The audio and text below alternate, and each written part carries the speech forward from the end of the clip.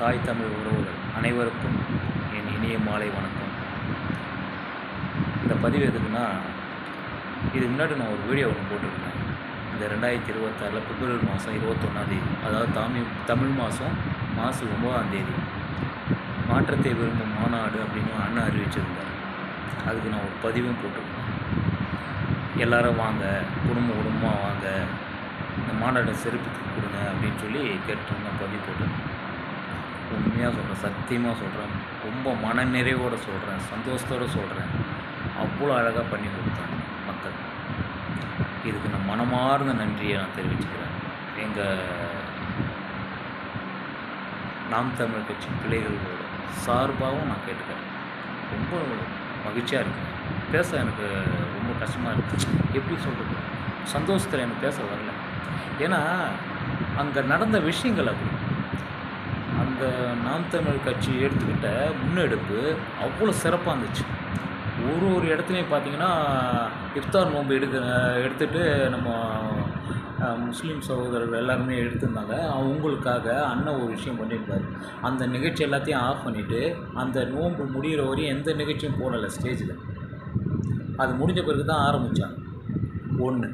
2வது, குருதி பாசனம் ரத்தம் கொடுத்தாங்க அத்தனை பேர். நான் எந்த மாநாடு சத்தியமாக நான் பிறந்து வளர்ந்தது எந்த மாநாடுலேயும் நான் அப்படி பார்த்ததே கிடையாது. உண்மையாமே பிரமிக்க வச்சுட்டாங்க நாம் தமிழ் கட்சி பிள்ளைகள் எல்லாரும், பொதுமக்கள்ங்க. நாங்களாம் அதில் பயணிக்கிறோம் 10 வருஷமாக 12 வருஷமாக.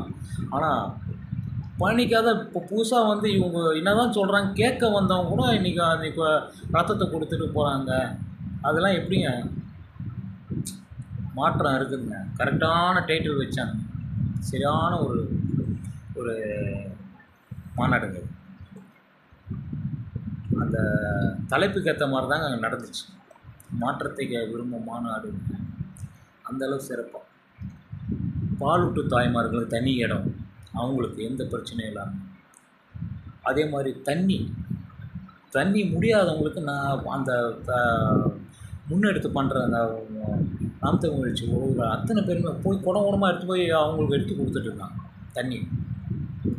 அவ்வளோ நீட்னஸ்ங்க. அந்த குழந்தைங்களாம் கப்பு அந்த ஒரு மாநாடு முடிஞ்ச பிறகு அந்த கப்பெல்லாம் எடுத்து குப்பையில் போட்டு அந்த சேரை அடுக்கி வைக்கிறது. நான் கடைசி வரை இருந்தேன். நான் பஸ்ஸு 1 மணிக்கு மேலே தான் அங்கேருந்து கிளம்புனேன். அவ்வளோ அழகாக எல்லாமே நீட்டாக எடுத்து போட்டாங்க. ஒரு சின்ன ஒரு விஷயம் என்னென்னா, அது எதிர்பார்க்காம நடந்தது. ஃபோனுக்கு டவர் கிடைக்கும். காரணம் என்னென்னா, அங்கே உள்ள டவரில் எவ்வளோ சிக்னல் கொடுக்க முடியும், அவ்வளோதானே கொடுக்க முடியும். எதிர்பார்த்தது நாங்களே 2 லட்சம் பேர் 2.5 லட்சம் பேர் வருவாங்க எதிர்பார்த்தோம். 5 லட்சம் பேருக்கு மேலே வந்து அந்த கிரவுண்டு உள்ளே இருக்கிற அந்த கூட்டம், வெளியில் ஒரு கூட்டம் அப்படியே இருந்துச்சுங்க. சேர் போட்டு 2 லட்சம் சேர் சொல்லியிருந்தாங்க. 2 லட்சம் சேருக்கு மேலே வெளியே 3 லட்சம் பேர் கூடி வெளியே நின்றுருக்காங்க. திருவிழாவை சுற்றி பார்க்குற மாதிரி அவ்வளோ சந்தோஷமாக பார்த்துட்டு தான் தானே. இந்த சூட்டாக இந்த 2026 நாம் தமிழர் கட்சி வேட்பாளர் எல்லாரையும் நீங்கள் இந்த மாதிரி பண்ணி ஒரு சட்டசபைக்கு அனுப்பிச்சி வச்சிங்கன்னா,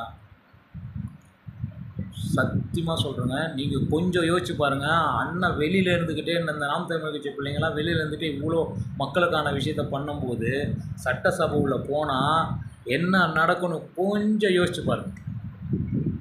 அண்ணன் எப்படி பண்ணுவாருன்னு உங்களுக்கு நல்லாவே தெரியும். வேறு லெவலில் இருக்கும்.